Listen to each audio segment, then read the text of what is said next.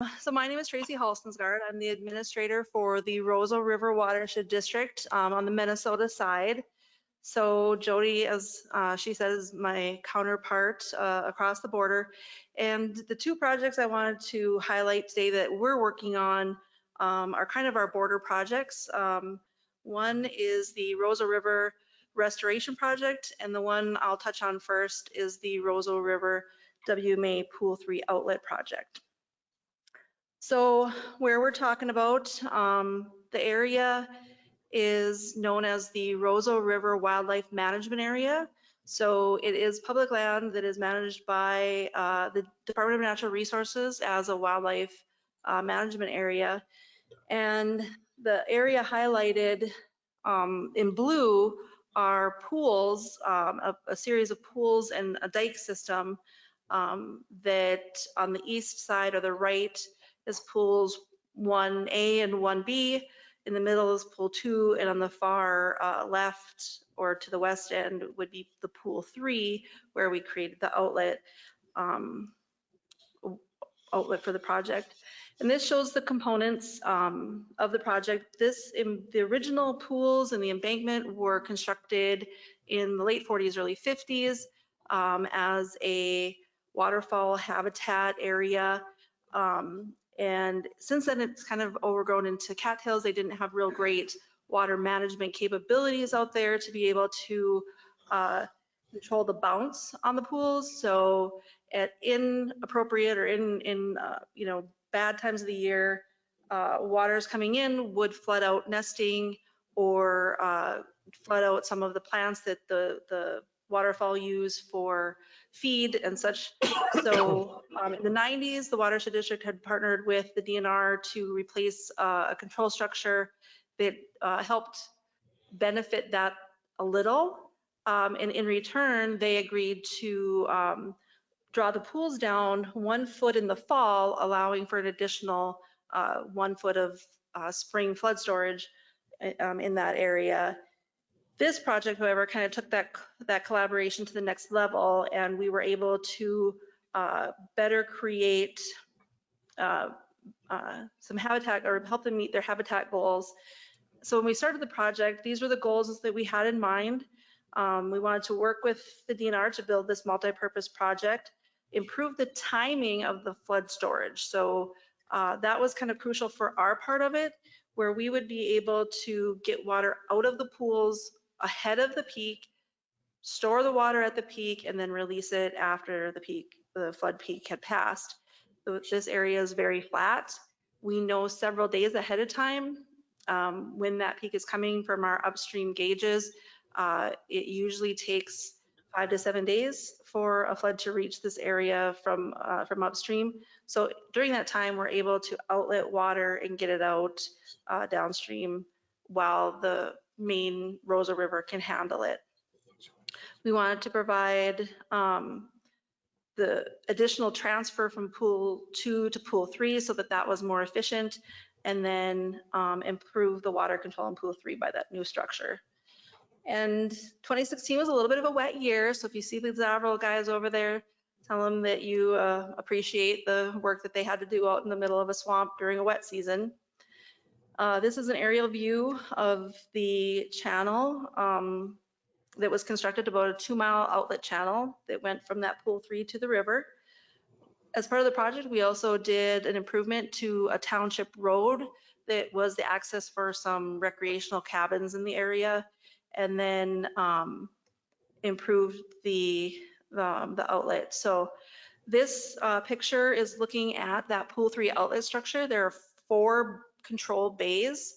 2 of them use stop block structures, which controls the elevation, the top of the pool elevation. And then the middle 2 are gated bays so that you can crank up and allow more water to outlet from that area. And we did have a dedication. We're standing on that structure in the picture. And this is what the downstream end of that structure looks like, the new conveyance that was constructed to adequately allow flows out of that pool. So the construction was completed in 2017. So what have we seen in the past few years where we would start to see some of the results and if we're meeting those goals or not? On both the pools, the summer water fluctuations have been limited. We haven't had a lot of summer influence floods in that area. Some of the summer floods have been more localized that we've seen. So the control has been to meet those natural resource goals. And it has been hugely beneficial in their nesting success, the duck production, and also for the wild rice crop, I guess, that they have out there, the vegetation. It was introduced, wild rice was introduced to the pools over about 20 years ago, and they always struggled getting it to establish well. With the additional ability to control that bounce, they've been able to effectively improve that substantially. So yeah, the structures we feel are doing what they were intended to do. We think it was a good project, and we'll continue to monitor the results of operation as we move forward with the DNR. One of the things we do in our partnerships with the DNR is evaluate every 5 years or so the success or failures of an operating plan that we develop. So we'll be coming up on that reevaluation shortly, but I think we can all agree that it's doing its job, and it'll be interesting to see what the next few years hold for it. The second project I wanted to touch on today is in that same area, and what we're looking at doing is restoring some channel, historic river channel that was cut off from state by dredging State Ditch 51 in the early 1900s. So this map probably looks a little familiar. It's the same wildlife management area under the same management team, just a little bit south and on the river there. The blue lines, I don't know if you can see it very well, but the purple lines, I should say, are what we call oxbows, the original river channel, and the kind of green lines are the straightened dredged portions. And this is what they currently look like.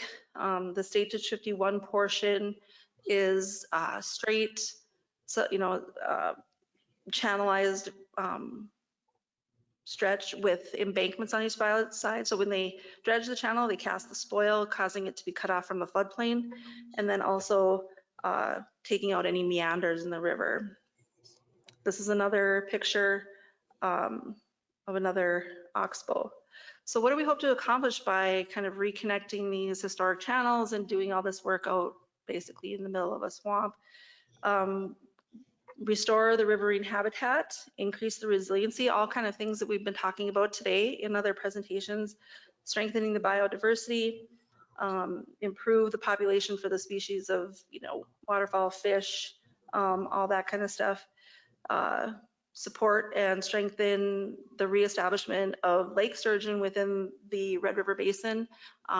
There's historically been huge lake sturgeon taken in the area, and we would like to see some of those populations reestablished. Enhance recreation and improve water quality. So what are some of the design goals? Obviously, we need to meet those ecological restoration goals of enhancing aquatic riparian habitat and improving water quality. But because this is also a legal drainage system, since it was dredged and it was established all 100 years ago, we also need to be cognizant of maintaining that drainage and that legal authority over that system and making sure that we're not causing any impacts to drainage for landowners upstream or downstream. And this is what a concept design could potentially look like. So some of that area in the old oxbow would have to be dredged and then used to plug the cutoff channel, the straightened portion, and then also potentially pushing in some of the spoil from that is on the side of that straightened portion into the cutoffs in order to get the flows to redirect back into the oxbows. And there's the picture of the big sturgeon caught in, I believe it was Roseau River, Manitoba.